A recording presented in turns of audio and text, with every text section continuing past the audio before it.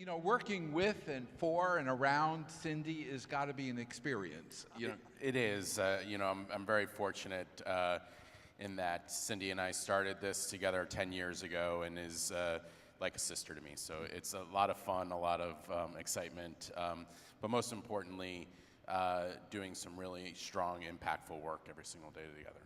and certainly the prom talks in this case to girls from privilege, if you will, or middle class, but still frustrated that they can't live out, you know, just wanting to take their sweetheart to the prom.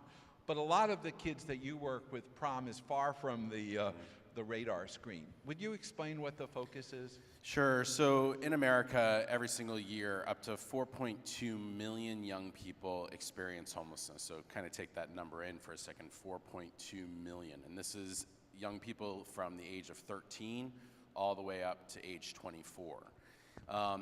And homelessness for them looks many different ways. It can be, you know, from what you would typically think living on the streets, but mostly it's young people couch surfing, sleeping in unsafe places, unstable places, before they can even get the help that they need to be able to move out of homelessness. And also, really important to understand is that up to 40% of that 4.2 million young people identify as lesbian, gay, bisexual, or transgender. And the primary reason is family rejection. They are being forced out of their homes because of their sexual orientation or gender identity. But the problem also impacts youth of color in a highly disproportionate rate. Over 60% of youth experiencing homelessness in America are youth of color, yet they don't even make up 30% of the general youth population. So we have a lot of disparities going on here that need to be addressed specifically. Because at the True Colors Fund, we know that if we can make the solutions and the systems work for the most vulnerable and the most marginalized, then we can make those systems and solutions work for every young person who's experiencing homelessness. So it's not about focusing on one part of the population of young people experiencing homelessness. It's about figuring out what solutions can work for the ones who need it the most so it can work for everybody. And what's been interesting working with Cindy and working with Greg Lewis is to look at its impact, for instance, on police officers, you know, who very often are in a situation of how should I best, how should I care? So you're not raising money to treat. What you're really doing is building an education and support platform. Yeah, and that's really why it's been so important to us to have Elliot and Kathy and the Mazie Center a part of our work for 6 years now. And really, we learned from them the concept of e-learning. And so the biggest part of what we do around America is train service providers, train libraries, police officers, schools on how to work with youth experiencing homelessness, particularly LGBTQ youth and youth of color. And we do that through e-learning. We have an online training platform with online courses that we're able to make available to communities and service providers for free. That's huge. In just this June, we did a big challenge in the cities of Chicago and Philadelphia where we trained over 1,000 individuals in 30 days.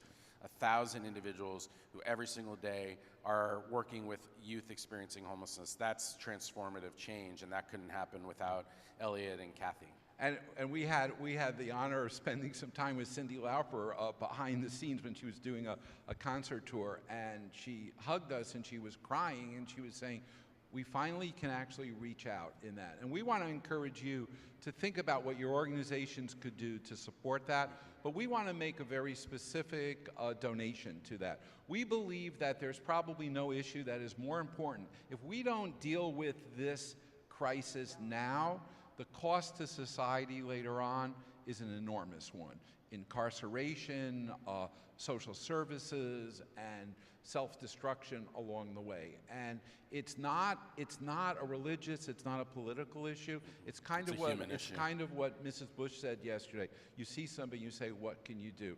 So in a small way, this group understands how we can do what you do and multiply it. So we are very, very honored that the Mazie Productions from our theater work and Mazie Center from doing this conference is making a 2-year grant to you of?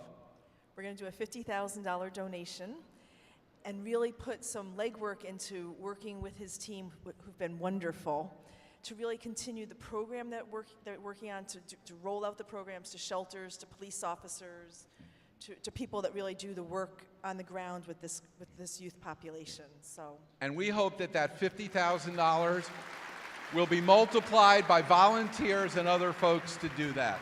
So you say to Cindy, I know girls want to have more fun, but I got to tell you, the learning people, we know how to make it happen, because you know what? We are together in the room where it's going to happen. We are going to be able to invite whoever we want to our prom, and we're going to be able to deal with our realities well. So on behalf of all of us, thank you so much, Gregory. Yeah. Thank you very much.